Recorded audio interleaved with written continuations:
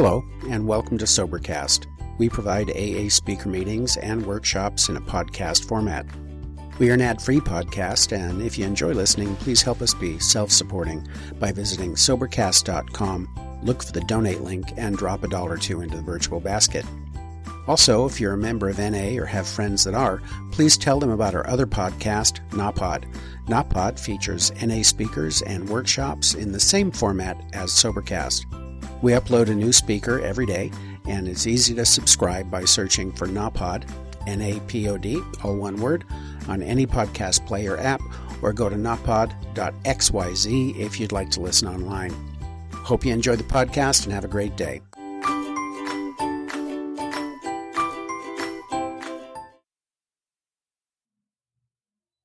She will go down in history as one of America's great women.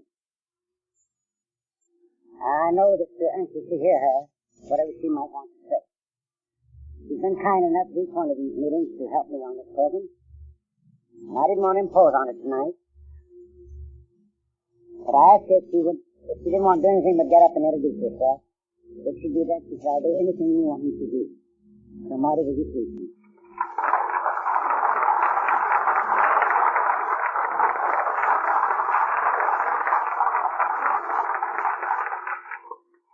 Thank you, Al. It's true, I couldn't refuse Al, even though I hadn't planned to speak tonight, and even though I think this was a more than adequate program. I feel a little bit like a pointless period. I've sat here listening to the three speakers that have made up this program, and I've been deeply impressed. And I thought as they were talking of how difficult it is to say what AA is. It is so much. To so many. It is so many different things. To so many different people. But there's one thing that came through each of the three talks. And it would have with Al if he's given his story. And it would with me if I told mine. AA is the bridge whereby the lost become found. All of us were lost. That's what alcoholism does. It's been called the loneliest disease. And I think you heard in what each one of these men said. Each with their different backgrounds, each with their different lives. The loneliness came through. The feeling of separation. You know, the moralists and the clergy and the churches and many of the people for hundreds of years, have looked upon this as a sin, a terrible sin. Alcoholics were sinners. Alcoholism was a sin. I found this very difficult to bear, as I came to learn what it really was. A difficult and complex illness, a sickness of body, mind, and soul, a condition beyond the control of the person who had it, a thing that no one seeks. No alcoholic ever set out to become an alcoholic. No one ever sought alcoholism. It came upon them when they were seeking things that other people also seek. Just remember that when alcoholics start drinking, they're doing what everybody else is doing too. They're not committing a crime. They're not doing anything peculiar. They're not doing anything that is against all social custom and acceptance. They're doing what everybody does. They don't start out to become the kind of people that alcoholism makes them. The kind of people that gain only the contempt and the hostility of the rest of the world as their alcoholism progresses. When I began to learn this, after I discovered that what was wrong with me was called alcoholism, I felt a deep resentment at those people who persisted in blaming it on the alcoholic, calling the alcoholic a sinner, and speaking of this terrible condition which had come upon us against our own wills and without any desire on our part as a sin, because I felt that sin must be something that you chose. The whole fact of this was the power to choose between right or wrong, or good and evil. And the alcoholic has no power. That is the nature of alcoholism, the loss of the power of choice over whether to drink, when to drink, where to drink, and how much to drink. And so I couldn't see this. Some years ago, it must be about 10 years ago, at one of our annual meetings of my organization, we had an Episcopal bishop as our main speaker at our luncheon. I seem to be joining this procession of Episcopalians here. And this bishop talked on sin. This was at a meeting of the National Council on Alcoholism. And when he was finished, he had resolved many doubts in many minds, beginning with my own. For he had a definition of sin, which not only made sense to me, but gave me some understanding of how that word could be applied to alcohol. He said that in his belief, sin was separation. Separation from God, and therefore separation from man. To put it in my words, sin means that you've either been kicked out or you've walked out on the human race. You've resigned from it. Many of us who have been through alcoholism don't believe that we resigned. We know we were kicked out. Many of us continue our drinking, I think, far longer than we otherwise might, because we do not believe there is anyone who will let us come back. We are the lost. We are the separated. We are those who have lost the ability to communicate with others or to be communicated with. We're on the outside, looking in maybe, but looking in through thick glass. It's quite likely that nothing might have come along that would have shown the way back into the human race and back into contact with our Creator if AA had not come into being. But this is what it really is. This is the means by which the alcoholic finds acceptance back into the human race. Acceptance by people like himself, who were also separate, who were also lonely, who were also rejected, unwanted, unloved. And here is a group that opens their arms and that says, come in, you're one of us. You belong here. You're wanted here. More than that, you're needed here. Because AA says to every newcomer, we need you. We need more workers. Come in and get sober so you can go out and help others. There are so many whom we haven't reached yet. We need all those who can get. And for the first time, perhaps in many, many years, the alcoholic is no longer separate. This, I think, is what the essence of AA is. This bridge that restores the law to the human race, and at the same time heals the separation between the lost soul and God.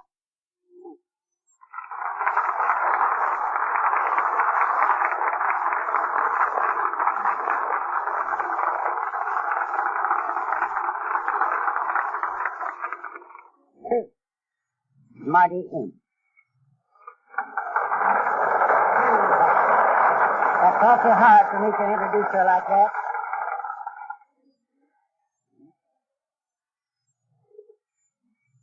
We get these guys fixed up with their current vices.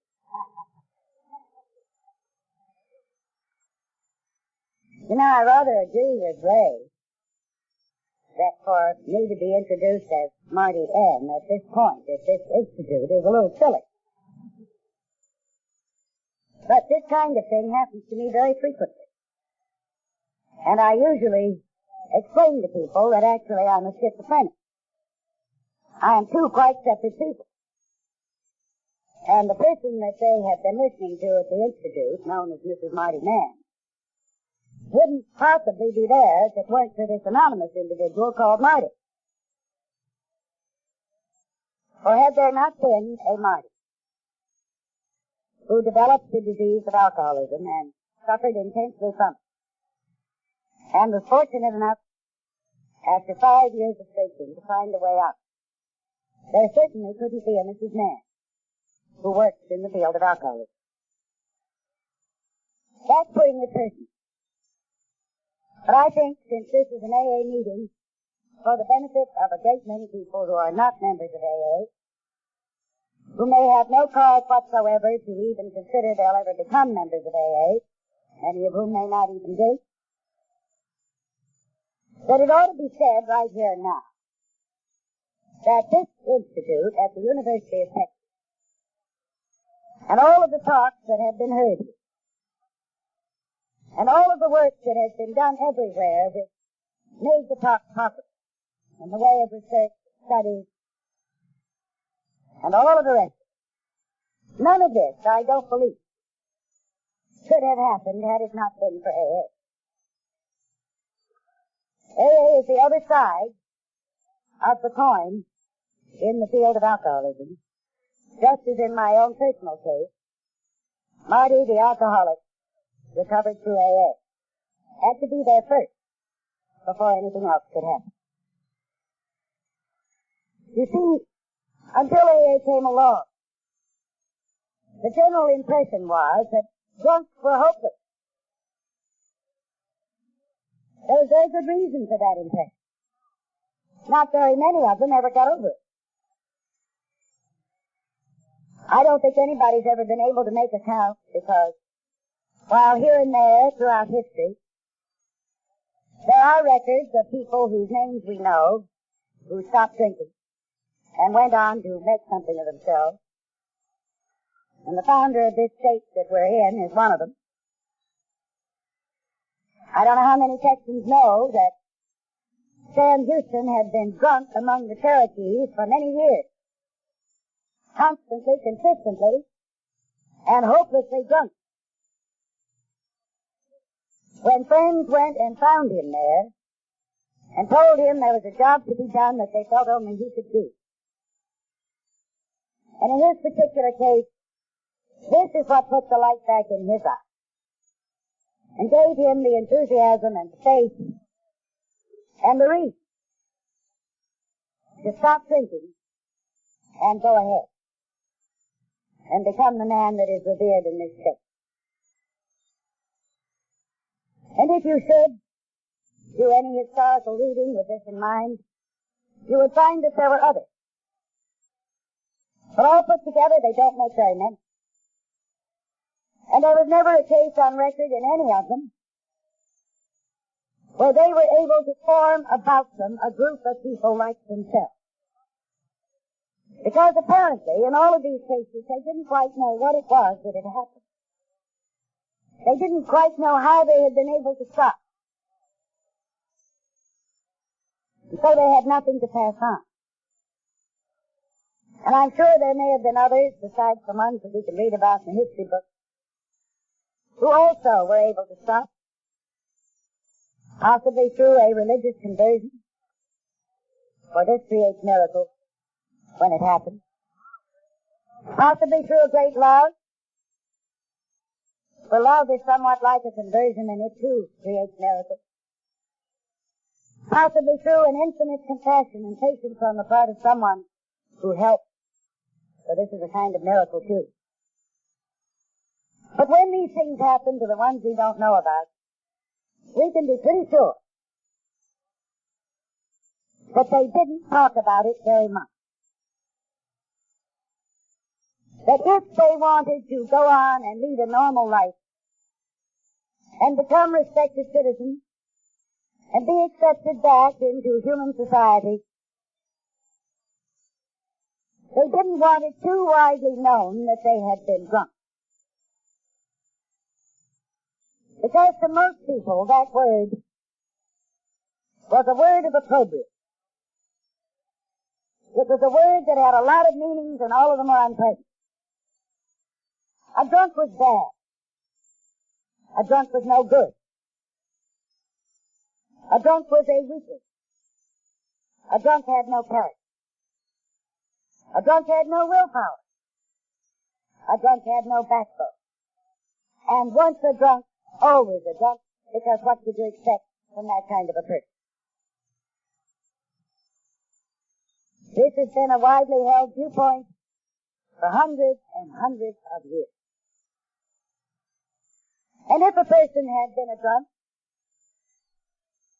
knowing full well that these were the things that were said about him, and thought about him, and believed about him, knowing full well that no one believed that a drunk could ever be anything other than a drunk, he would have been thrice crazy to have brought it to people's attention. He was only wise. He was only acting in self-preservation to be as quiet as possible about it. And this was true also of all those who cared for him. His family, his friends, everyone close to him. For they all knew that this was the opinion. A good deal of this opinion, I think, was rooted in this belief that this was a hopeless situation. You can find all kinds of logic for it, but one piece of logic is that if these people indeed were so lacking in human attributes, if they were indeed rather subhuman, because they didn't have any of these things which make a man, then how could there be any hope for it? What could you do with people like that? And so the idea that this was hopeless, I think, aided and abetted the picture of the individual who was a drunk as someone that no one wanted. No one wanted to know. And no one wanted to have around. The world at large, the human race, looks down its self-righteous nose at these people. And almost throughout history, if you read about it, you will find that they were vilified, ostracized, and left severely alone just as much as was possible.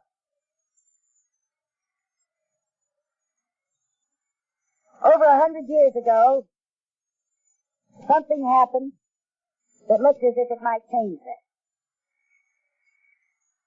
A movement was started by a few drunks. They gave it a name. They called it the Washingtonian Society. And for a few years, it made a difference. And quite a lot of alcoholics stopped drinking. But the Washingtonian Society came into being at a time when there was strong feeling and very widespread that alcohol itself was evil, that it should be abolished from the face of the earth. And when many, many thousands of Americans were dedicating themselves to this cause of abolishing this evil, and they joined these alcoholics, and it became something other than a means of recovery for those who could not drink like other people. And it lost the ability to help alcoholics. And very shortly thereafter it died out. And hope once again was deferred. Deferred until the mid-1930s, when the thing we call Alcoholics Anonymous finally came into being. And here, for the first time, when an alcoholic recovered, and with the help of a spiritual conversion, he had some idea about how it had happened, and why it had happened, and he could put it into words. Enough so that he could pass it on to a second, and the second to a third. And this chain reaction was started. The chain reaction that put hope where there had been no hope, and which gradually was to reach out this idea of hope and take in all kinds of people who weren't alcoholics, and who now, because there was hope, saw reason to be interested and to do something.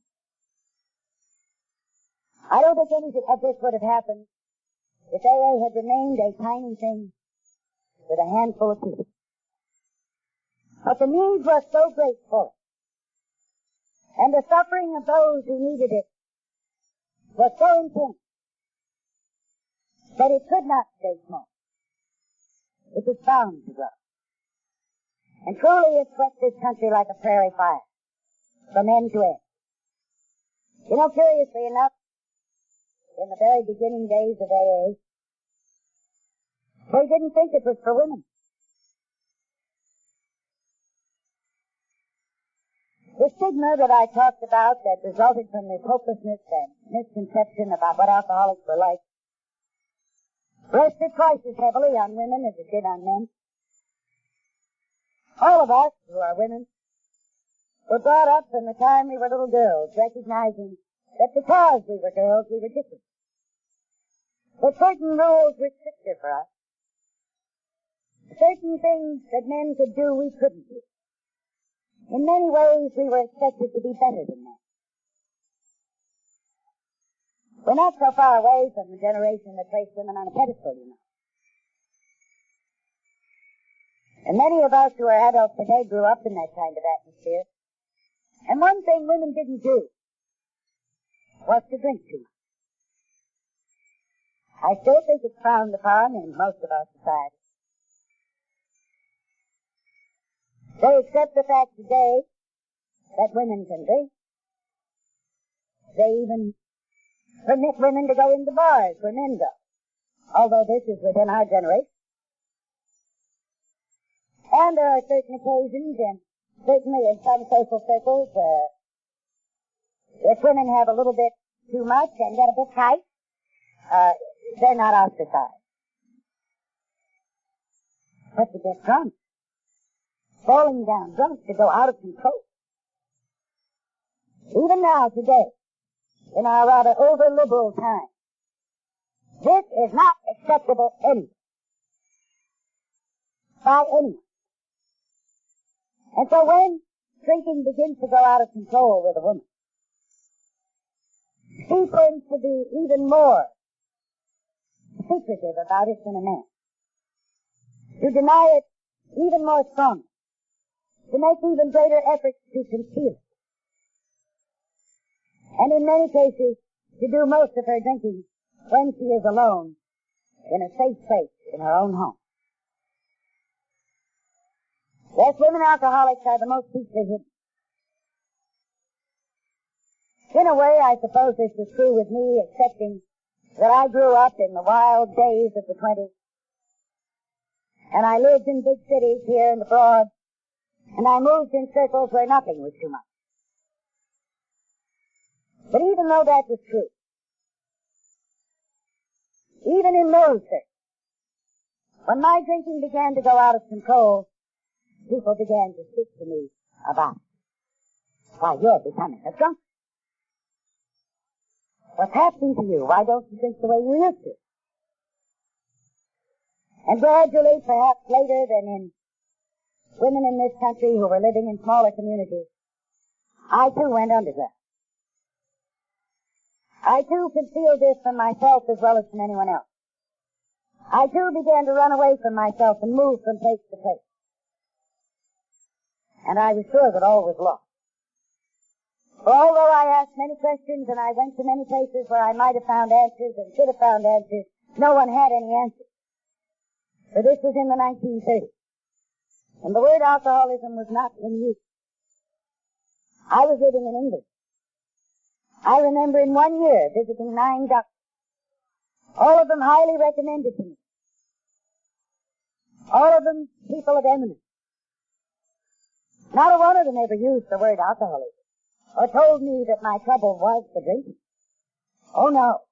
I was having a nervous breakdown. I had an anxiety neurosis. I was working too hard and burning the candle at both ends. I ought to move to the country. 1,000 things they told were the real trouble. The reason why I was drinking too much. I did as best I could to follow most of their advice. But I discovered what they didn't apparently know. I took myself unchanged with me wherever I went. and therefore the drinking continued as before. And gradually I lost everything I had, and I managed to get back to my own country here with nothing, and with no hope, excepting that I might find someone here who knew answers I hadn't been able to find there. And I spent another year seeking those answers. And I didn't get them. For no one knew. No one knew. And I am including doctors. The husband of my best friend, and I'd been maid of honor in their wedding, was the head of a department at Columbia P&S, one of the greatest medical schools in the world. I went to him. What? The trouble with you is you need a job. Rival, you have too much time in your hands. I was too drunk to get a job. I couldn't stay sober long enough to be interviewed for a job.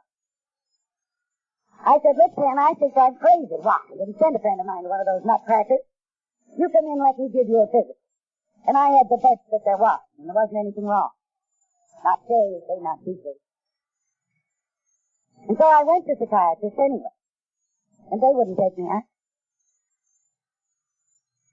I went to honest funds, apparently. They wouldn't take me on because in the 30s they didn't know what to do about alcoholism. The eighth one I went to see told me honestly that people like me had one chance in 100. But one person in 100 like me occasionally recovered. Oh, they didn't put a name to it. In all of these visits I never heard the word alcoholism. I never had heard it. I didn't know there was such a word. But this one who said that 1 in 100 of people like me, but he wouldn't put a name to it, did get me into a hospital, and I did get into a sanitarium. And I did get into the hands of a doctor who was open-minded and who was seeking answers. And he heard of AA. And that's where he directed me. And I consider that it was not just great good fortune. For I discovered through AA a way back to faith. I received again the greatest gift that I believe has been given to man. The power to believe. The power and the ability to recognize our creation. To find our place in this universe. To have some notion of why we're here. And to find through this faith some way of doing the things we were put here to do. And this, I think, is what every human being is seeking. I don't think just alcoholics need this and are looking for it. I think everyone on the face of this globe is seeking the same thing and needs the same thing. And when I say that I feel this was more than great good luck, I do. It's a curious thing, but sometimes those who are the poorest, the saddest, the most kicked around, the most unloved, the most neglected, and the most forgotten are precisely the ones through whom a great message may be given. And I'm not sure that it's an accident that this kind of message was given to alcoholics. People who were in about the worst fix that a human being could be in.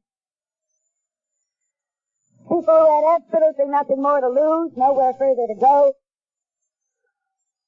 Who were almost the pariahs of our day. We have been called moral lepers, very often. That these were the people who received a message which said, if you will believe, and if you will follow your belief, and if you will act upon your belief, in loving others and wanting to help others, you will be healed. This isn't the first time this message has been given to the world. But this time it has come in a way that many can use. For every alcoholic who hears and learns of AA has this great gift placed in their hands. And every member of AA that lives by the AA test, in an effort to remake himself and herself in something closer to the image that was first created, and in an effort to help others like himself and herself. Each of these people, I think, are living instruments of a divine power. This is what AA is.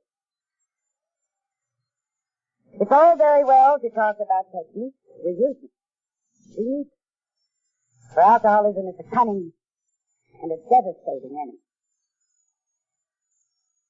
But while the techniques may make it easier for us to hold out our hands to receive this gift, and easier for us to use it, and easier for us to pass it on,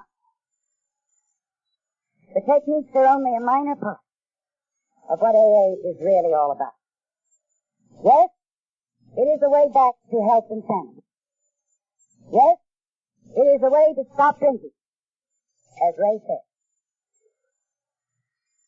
But that's not all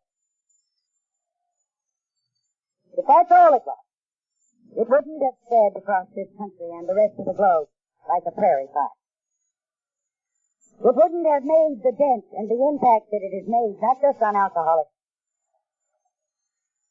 but on all the world that knows anything about it. And it wouldn't have made the kind of impression it has made on all of us who are a part of it. So that after our 16 years, our 18 years, our 20 years, our 22 years, or it was 22 years last April that I attended my first AA meeting, we are still in it and of it and a part of it and act. We wouldn't have to do this if it were just a way to sobriety. We wouldn't be doing it. No, it's a way beyond sobriety. It is a door to life. The kind of life we always wanted to have. The kind of life we were meant to have. And we learned that it isn't sobriety that we found in AA, but what to do with our sobriety. How best to use it. And we found also that what we could do with ourselves had no end. That indeed the biggest room in the world is room for improvement. But what we had entered upon was a way of growth. And please God that all of us who are in AA will continue to grow as long as we live. As long as we keep contact with AA, we will.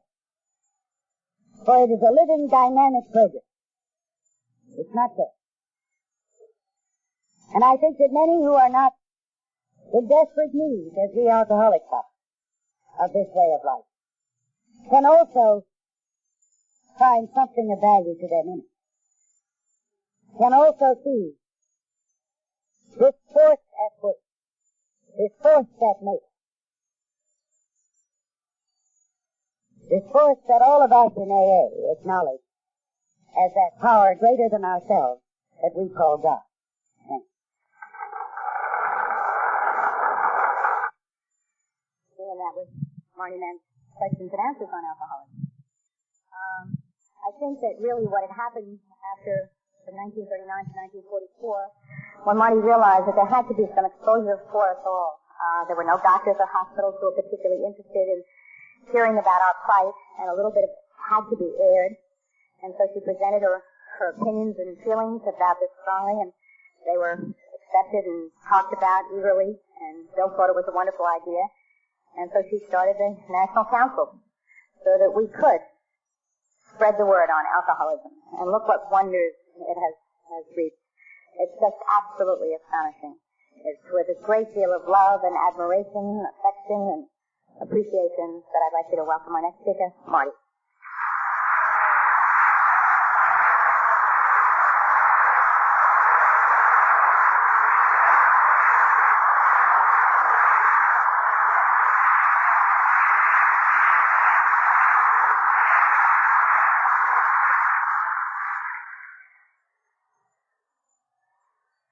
talk about crying.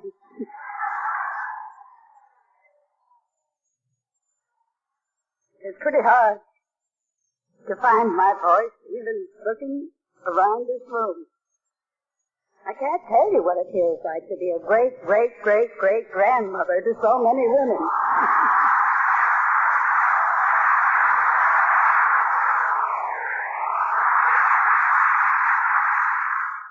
Because that's what you are, all of you. You're my children, and I'm so proud of you. And I'm so proud of those two who shared with us today. And so thankful to you, Jackie, that you mentioned the other part of my life. Because I was one, and now we're beginning to hear it again and again, who became so involved and so caught up, both with alcoholism and my fascination and curiosity about it. I read everything and there wasn't much. I think there were 3 books in existence. And with the idea that the growth of AA could be speeded up, that the people we weren't reaching in those early days were women. And I didn't think it was because women were different from men, not in their alcoholism. And I still don't think they are. It's the same disease.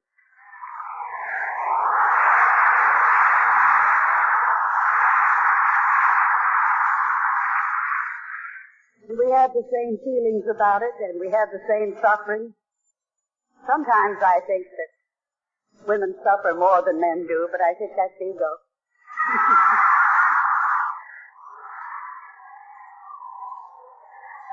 Because certainly I have tried to help quite a lot of men, and their suffering has been just as poignant and just as hurtful to them as ours is to us. Our situations are different, and sometimes that makes it seem worse, because we have been laboring under what I call a double stigma. The stigma on alcoholism is bad enough, and it's still there, don't forget that. It hasn't gone away just because we're all here. It hasn't gone away because we've proven over and over and over again that it is a disease which is treatable and from which people can recover. And there are 1.5 million of us recovered as proof. And yet, I still work in a hospital that treats alcoholics, and I'm still amazed that the ones who come in have never heard the word any more than I had back in 1939. They don't know what alcoholism is.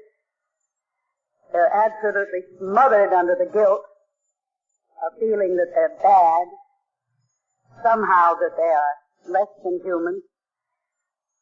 And when you see what can happen to people feeling about themselves when they realize that it isn't their fault. I never in my life heard of anybody who set out to become an alcoholic.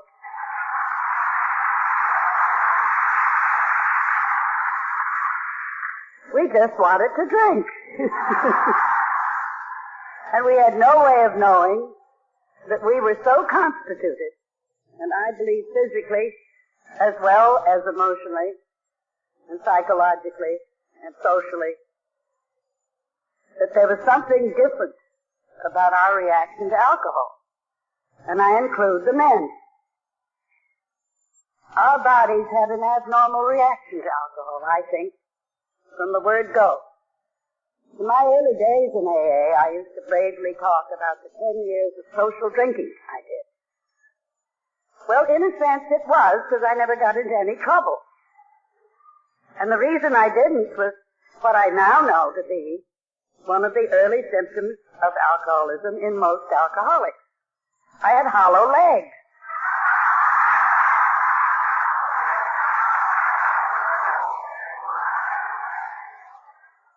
I'm awfully glad it's right here that I'm saying this, because one of the hardest drinking towns in the whole world is called New Orleans. And I married a man from New Orleans, and I lived here, and they said I could outdrink anybody in New Orleans.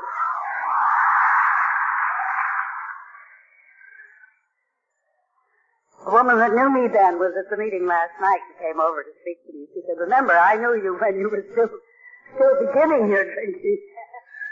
Well, I wasn't just beginning it. I started when I was 17, and I wasn't married till I was 22. So I had a good head start. But I wasn't having any trouble. I never had a hangover. I never had a blackout. I never had the shake.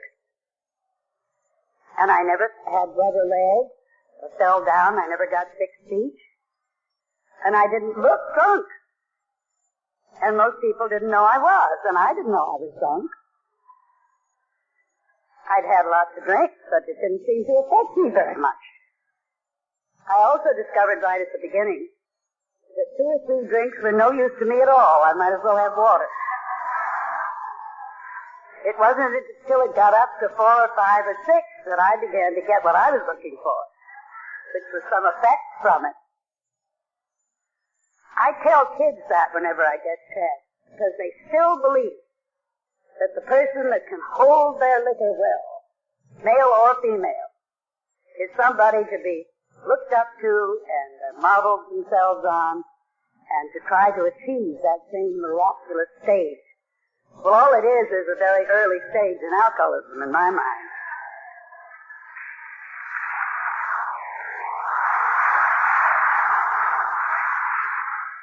So if any of you are wondering what to teach your kids, don't forget to make a point of that one.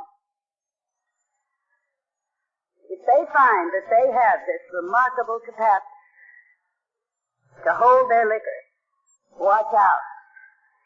That's the first red flag on the road to alcohol. When we lose our guilt, when we come to really accept, and I don't mean intellectually on the top of your head, but I mean right at the gut level, down here, that we are different in that sense. That we are suffering from a disease called alcoholism, which is incurable, and which can only be arrested if you never touch alcohol again. Because your body cannot take alcohol safely, ever. Then one thing I think we have to do is is it Janet? Janet made a point of this, and I thought it was a very important point. We have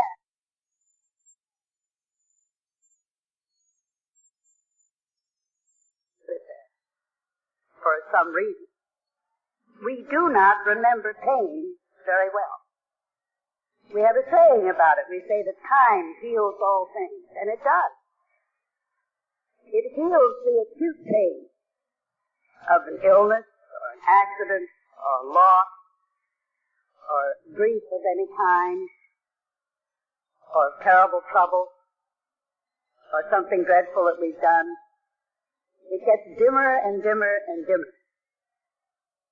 And if we forget that, if we don't let me say one thing that I know many of you have heard me say this before. I've done so much talking.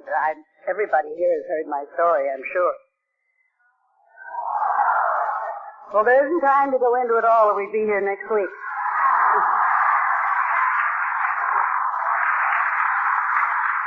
I have to dole it out in little pieces when I get a minute. But I think that built-in forgetter was put there primarily for women. Because if it wasn't, I don't think anyone would have a second child.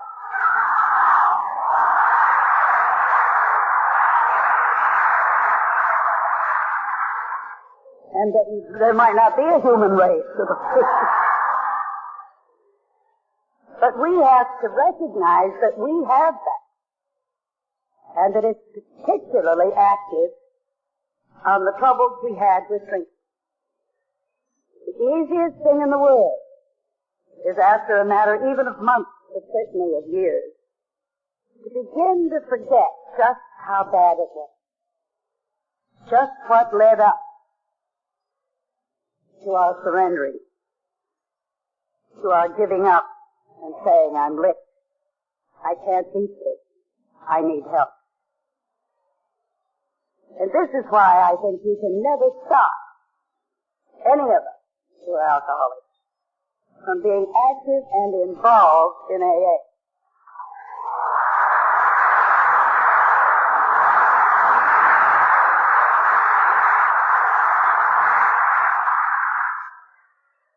Most of you know I've spent a great deal of my sober life traveling.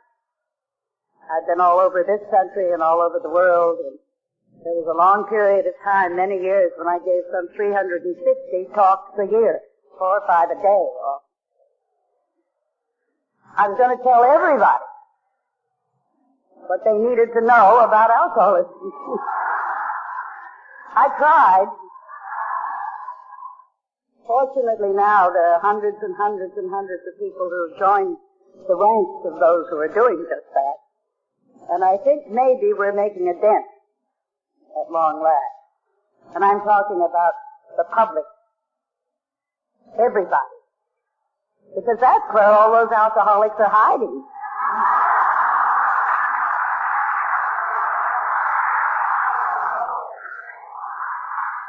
The ones that we haven't reached. The ones that haven't dared come through the doors of AA.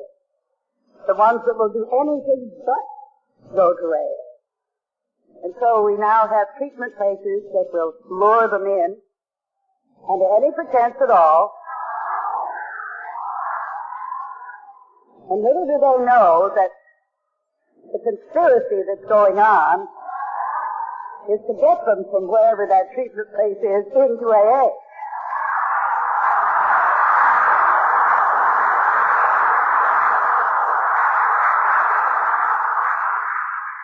I know this to be a fact because that was part of my job, the National Council. And I knew most of them, and I spent time in many of them, talking to people, staff and patients. And the only ones that have survived are the ones who have that goal. The ones who think they can do it all professionally without the aid of AA quickly go out of business.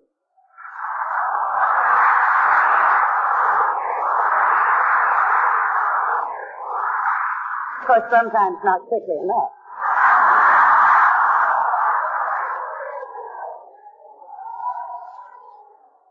But the ones that make a partner of AA and a goal of their treatment to get the patients into AA, they flourish. And more people come to them because they hear about it, and they hear that they're successful, and that people come out of there and they're getting well, and they're getting busy, and they're getting active. And that's one of the things that I do at the one where I work, is act as a kind of liaison with AA.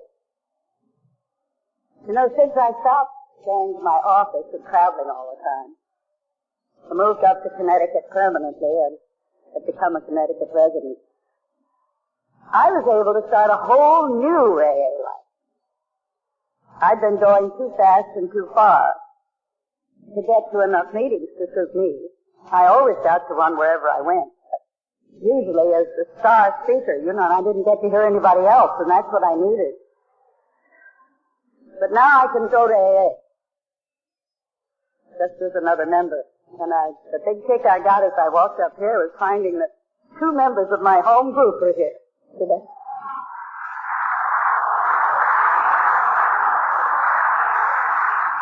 And I'm particularly pleased because I wasn't happy about missing last night's meeting. I bet you were there. It's Friday night, the one I go to. Oh, I go to more than one, but that one I never miss. And when I make a plan to go anywhere, which isn't very often, I try to get back by Friday. And last night there I was sitting over in that Superdome, and I didn't know if the Scott and Pat were here. I didn't know anybody from my home group was here. I'm so happy.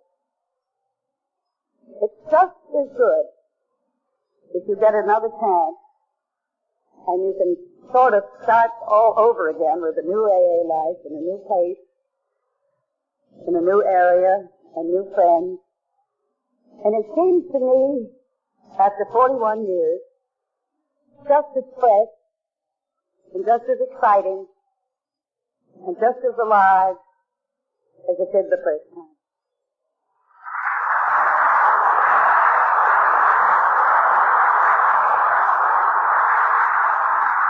Because AA grows on you. And it grows. I don't think basically one single thing has changed. We've been very careful to try not to let anything change. If you have a good thing, you don't want to monkey with it.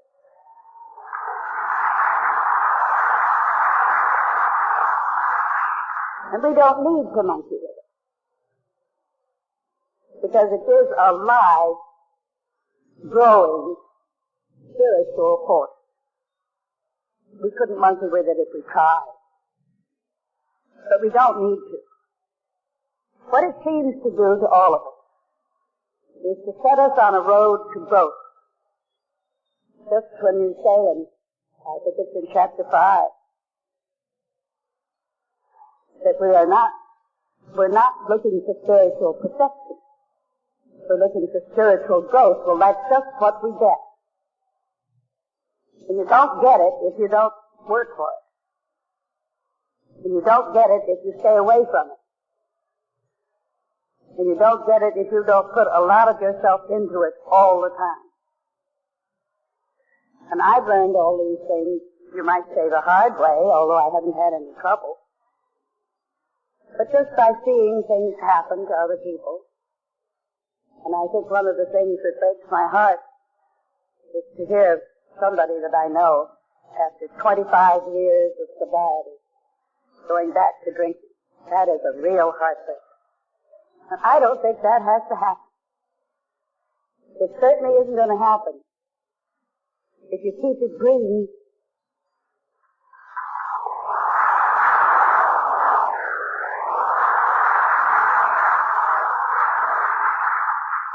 If you remember your built-in forgetters and never let it take over.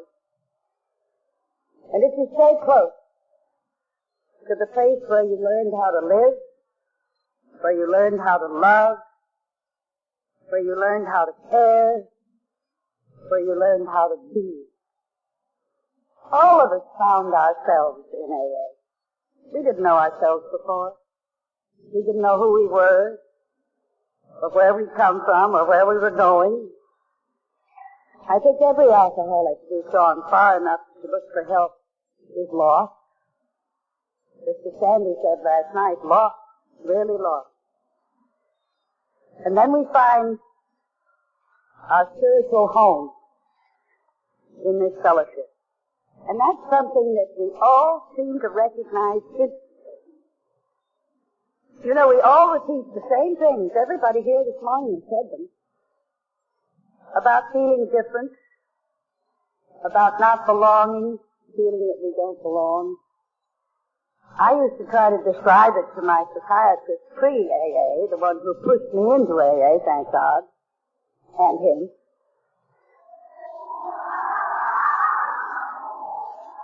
He was a wonderful man, and there are an awful lot of his patients in AA. Oh, not just all over the East, all over the country. His name was Harry Tebow.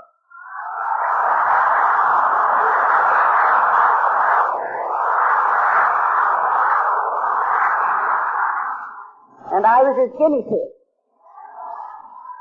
He couldn't believe it when he saw what had happened. Because I had the original words in the 12th step. Spiritual experience.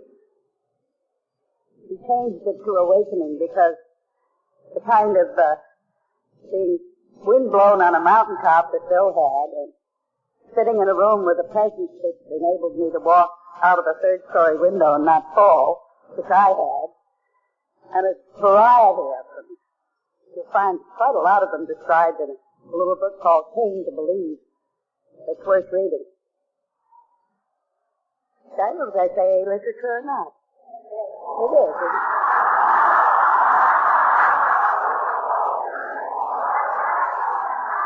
I get it from all sides and all sources.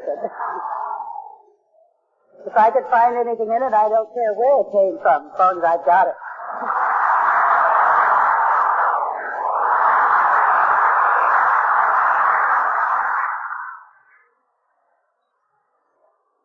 Anyway, Tebow didn't believe it, and so so he kept me there for 6 months after it happened, and all my AA friends in New York, all 24 of them, stole the word. All kept saying, well, what are you doing up there? You know, you're in AA now. You don't have to stay up there anymore. Get out of that hospital. But he would let me go. And since it seemed to be sticking, and it didn't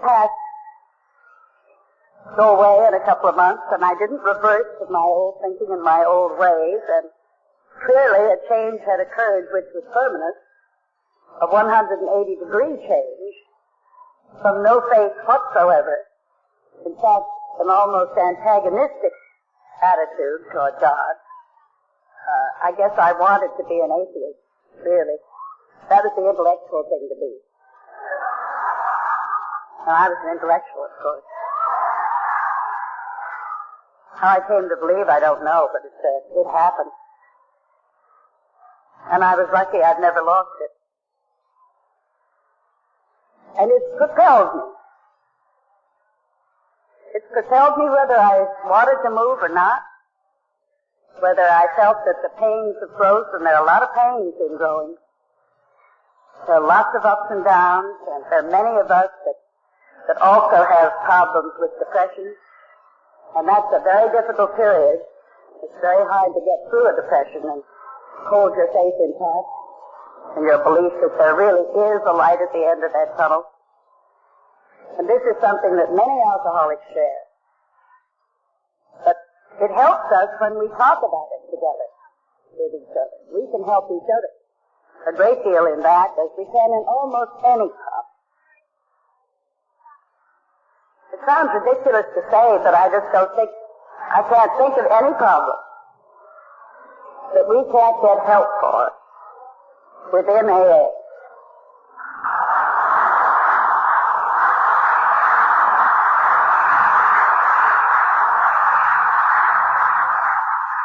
It's that broad, and it's that strong, and it's that powerful, and now it's that everywhere.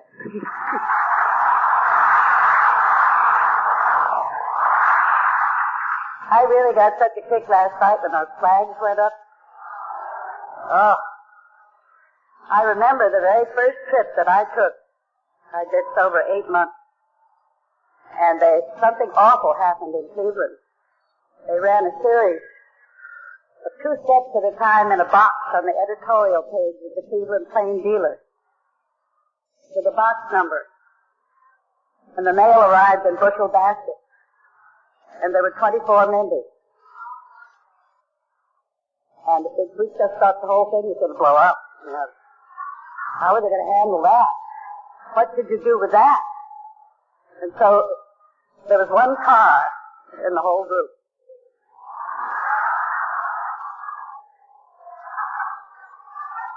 And Bill and Lois and Jack and his wife, the owner of the car, and I decided to go to Cleveland and see for ourselves what was happening.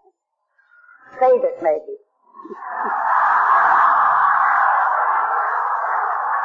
We didn't have any money, so we started at 4 in the morning because we couldn't afford to stay overnight anywhere. And we got there very late at night and found a house crammed with people waiting for us. We were kind of tired, so we didn't have a meeting right away.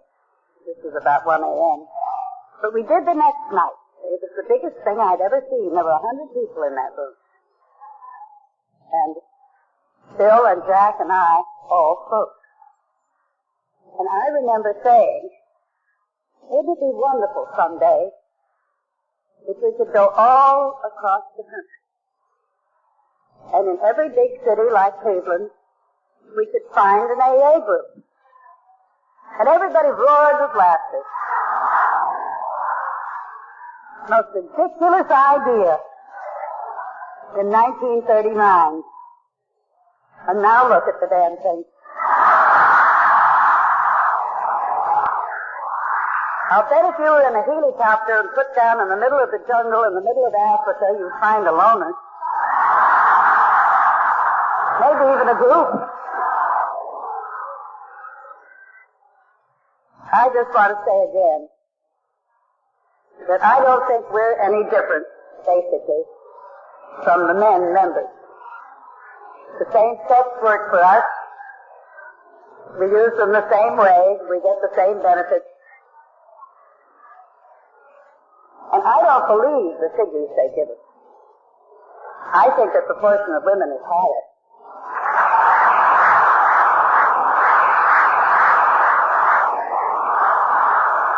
I go to an awful lot of closed meetings, especially in big cities or big communities, and sometimes in smaller ones too, where the women outnumber the men.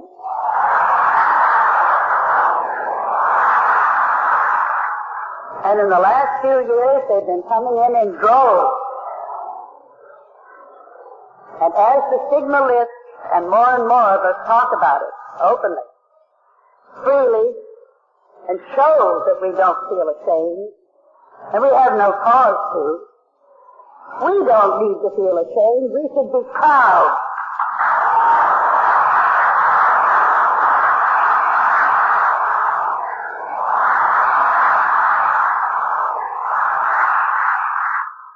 If we could make all of those women who haven't come in yet realize that, they'll come in and fill bigger goals. Because it's shame and stigma that keeps them from it. In my opinion, you know, there's a little thing called denial, too.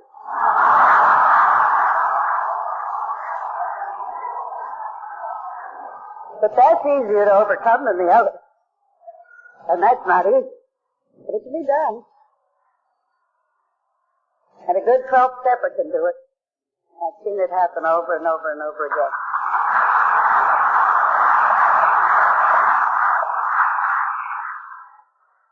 So just let me say to you how grateful I am that you're all here this morning. And that I could be here with you. And that I could stand up and see this room packed, lined up, standing at the back. And we even have quite a lot of men here.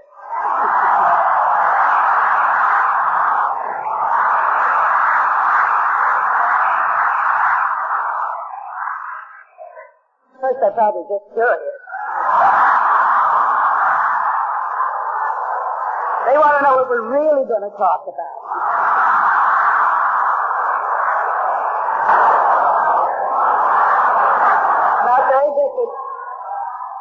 Not very different at all. You know, there's a big controversy brewing in the professional world about the difference in alcoholism in women and how there ought to be special treatment facilities and special things set up and special things done. I don't see it.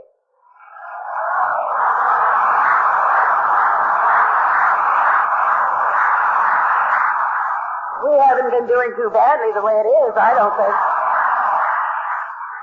So I don't think we'd better tamper with that either. I don't think we will in AA, but they may outside and give us some extra problems we'll have to deal with. Convincing those women they're no different from the rest of us, or from their fellow AAs who happen to be male. No, truly. We have a bond in a disease, a strange way to have a bond. It is deep, it's strong, and it flows constantly to us and passes on to anyone who will hold their hands up. And it doesn't stop flowing. And I just think we're the luckiest people in the world. It's been an extraordinary morning and very exciting for all of us. I'd like to just, before I close, tell you very quickly, it's curious that Janet is in 4.5 years, and Kiki's in 8.5 years, and I'm in 12.5 years. So evenly spaced. That was not meant to be. It was coincidental. But when I came into the program, I belonged to a little group in New York called the Mustard Seed at that time. And we had quite a number of women members, but I was the only woman who would speak. They were all terrified, and they'd sit in the corners and in the back, and they were afraid to raise their hands, and they were afraid to share. And I must tell you that it was, I guess, a little bit of an ego trip for me, because I had an absolutely marvelous time. I went everywhere. I spoke to the U.S. Navy and colleges, and I was all over the place like apple butter. But it was great for me, but I think what it did too was to help them see that it was all right for them to go out and speak, and nothing terrible was going to happen, and that it was important for us to be able to share with other people, and the identification with the particular problems that perhaps we do have that are a little bit unique from time to time. Not especially too much, but a little bit. Can be shared with other people. So I urge you all, if you're not sharing in your group by going out and speaking, please do as much as you can. It really is so tremendously helpful to everyone else. I'd like to thank you all for being here, and especially our three speakers, Janet and Kiki, and of course Marty. And I think Joan would like to close the meeting for us. Thanks again.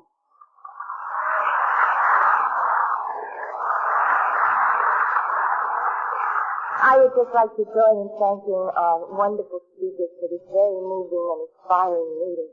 Janet, Kiki, Jackie for chairing our meeting, and of course Marty. Thank you so much.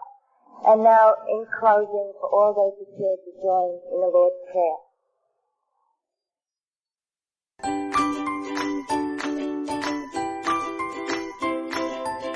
Thanks for listening. I hope you enjoyed the podcast. Sobercast is ad-free, and we'd like your help in order to keep it that way.